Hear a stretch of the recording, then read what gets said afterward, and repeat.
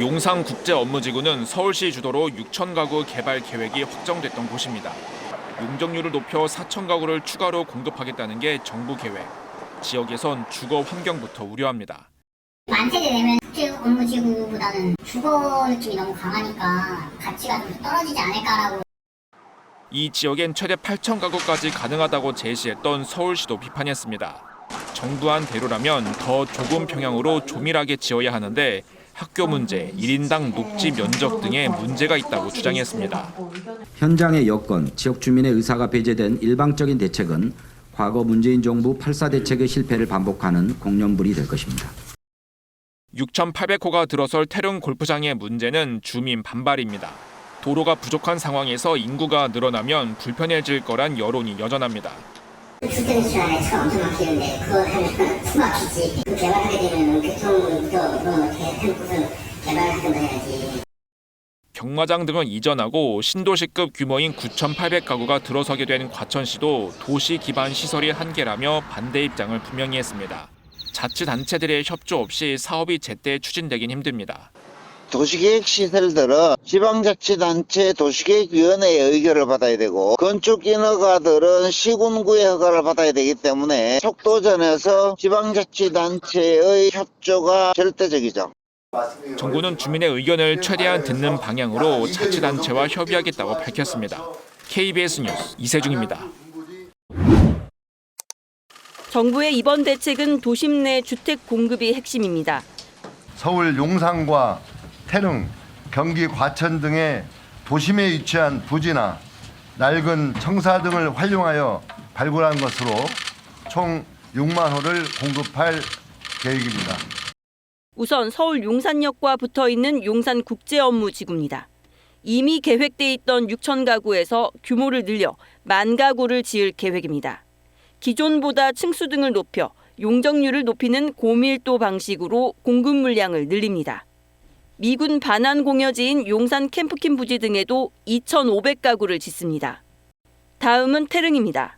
지난 정부에서도 주택 개발이 추진됐었던 군 골프장 부지에 약 6,800가구를 공급합니다. 인근에 있는 문화재 태릉의 경관 보호를 위해 중저층 위주로 짓겠다고 강조했습니다. 경기도에서는 과천이 가장 규모가 큽니다. 과천 경마장과 방첩사령부를 이전한 뒤 그 자리에 주택 9,800가구가 들어섭니다. AI 등 첨단 기업을 유치해 기업 도시로 조성하겠다는 구상입니다.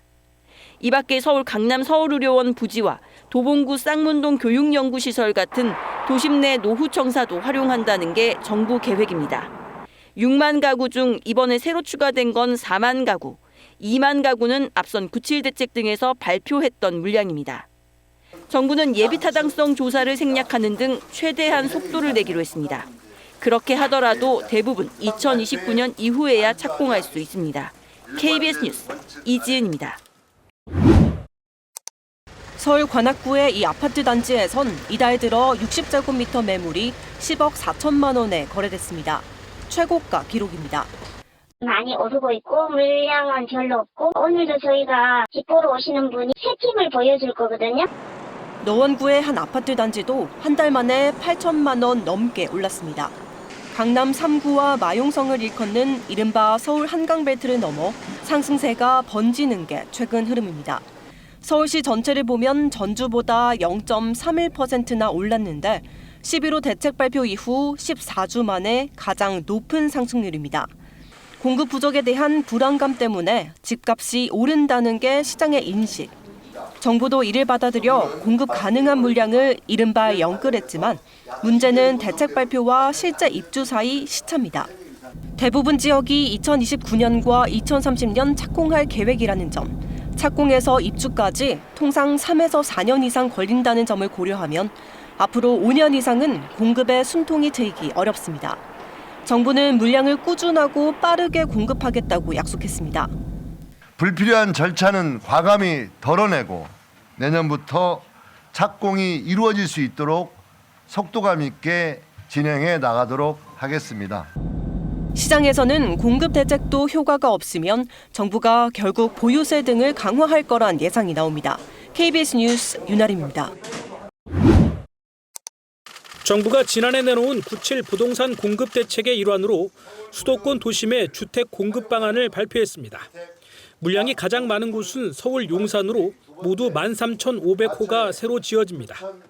용산역과 인접한 용산국제업무지구의 10,000호, 미군 반환 공여지인 캠프킴 부지에도 2,500호의 주택이 공급됩니다. 용적률을 늘리고 녹지 면적을 조정하는 방식으로 이미 계획된 7,400호에 5,200호를 추가했습니다.